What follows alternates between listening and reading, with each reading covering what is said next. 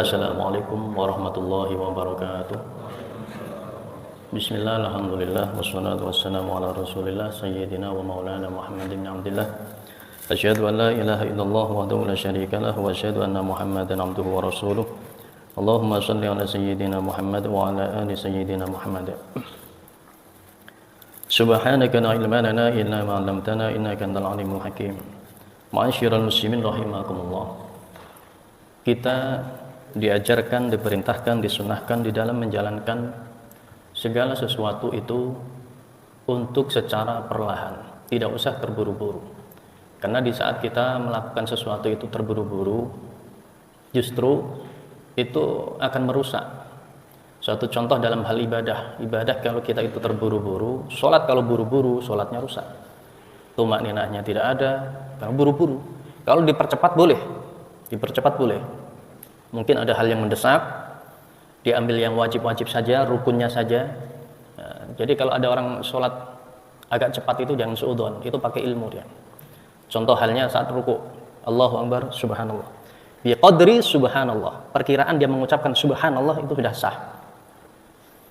Beda dengan yang di video-video itu, Allahu Akbar, Allahu Akbar, nah, itu nggak pakai ilmu. Sholat cepat ada ilmunya. Di dalam hal ibadah, kalau kita terburu-buru, contohnya sholat, itu sholatnya juga akan rusak. Baca Quran buru-buru, bacanya akan berantakan. Apapun itu. Jalan kalau kita buru-buru, ada aja hambatannya. Keluar rumah buru-buru, itu masukin kunci itu nggak masuk-masuk, Pak. Meleset. Nah, karena buru-buru. Al-ajalah minasyaitan. Terburu-buru itu sebenarnya itu adalah dari syaitan. Karena apa? Syaitan itu menginginkan kita itu rusak, kita itu celaka.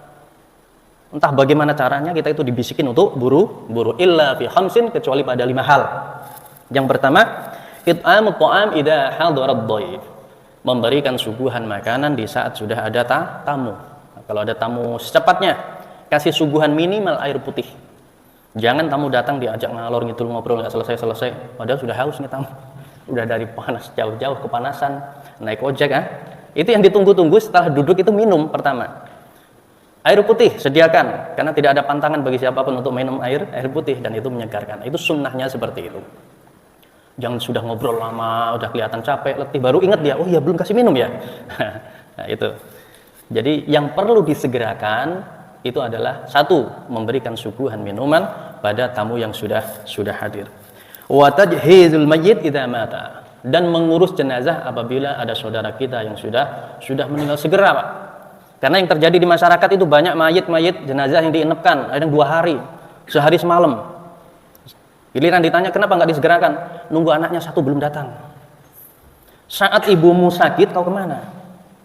Saat orangmu sakit kau ditelepon, maaf saya sedang sibuk, tolong antarkan orang tua saya ke dokter. Saat sudah kritis kau ditelepon lagi, kamu katakan kamu masih sibuk. Saat sudah meninggal baru kau bisa meninggalkan semuanya untuk ikut ke pemakaman. Nah, ini yang terjadi di masyarakat. Banyak orang tua yang mengalami hal seperti itu. Ma'asyiral muslimin rahimakumullah.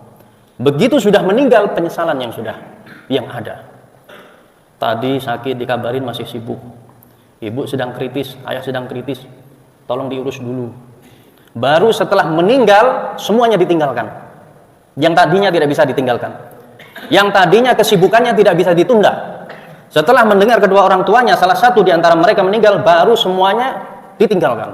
Tadinya nggak bisa. Nah, itu. Makanya yang perlu disegerakan adalah mengurus jenazah. Apabila ada saudara kita yang meninggal, jangan berlama-lama. Ini kaitannya berarti masih ada hubungan antara ruh dan jasad.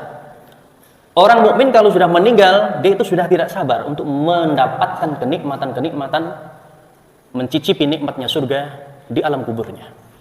Kenapa? Di saat orang mukmin sudah meninggal, dia itu akan dibukakan oleh Allah satu pintu di alam kuburnya, yang pintu itu tersebut tembus ke surga.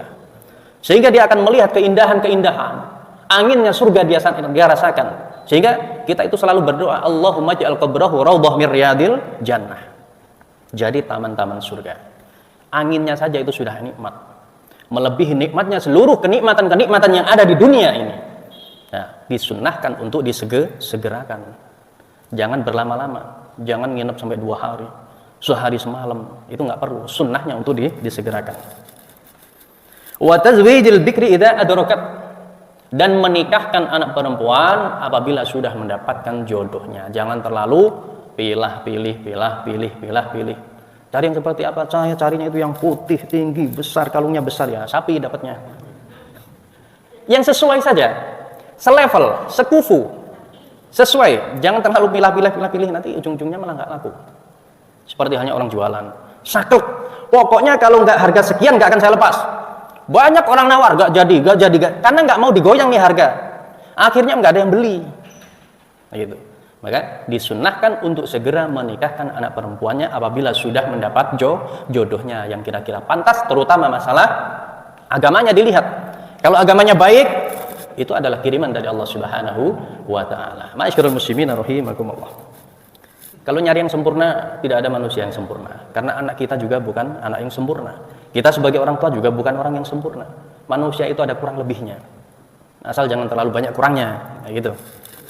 Akhlaknya yang baik, ilmu agamanya. Wa qada'uddin idza wajaba. Dan yang harus disegerakan adalah membayar hutang apabila sudah jatuh temponya.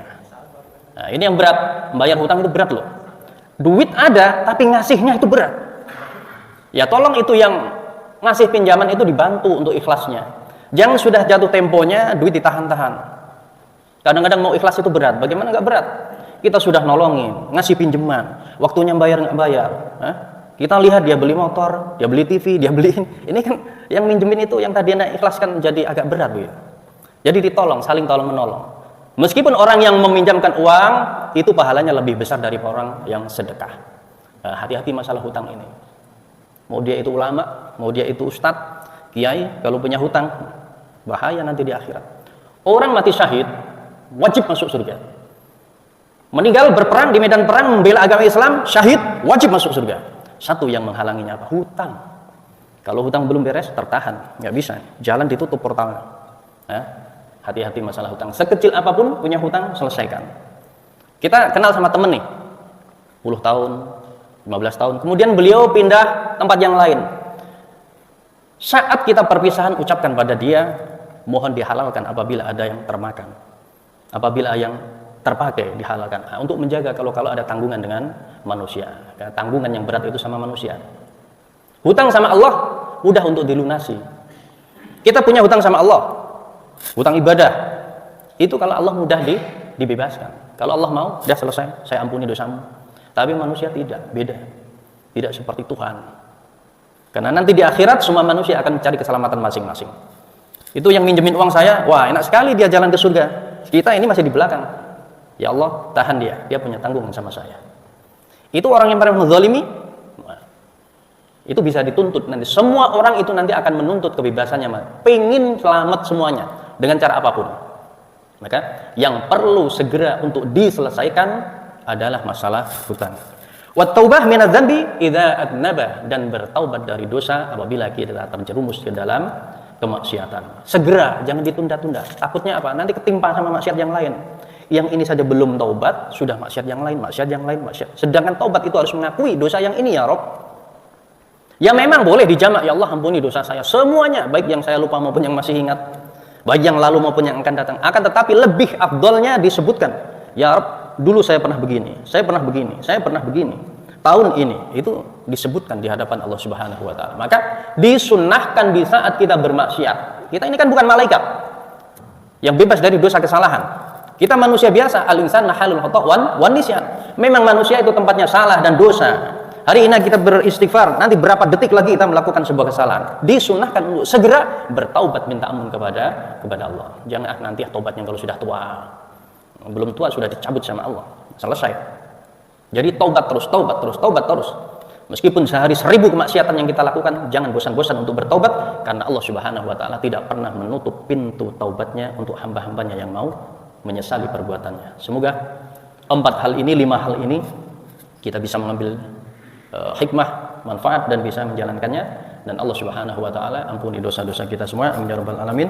Wal afu minkum. Wassalamualaikum warahmatullahi wabarakatuh.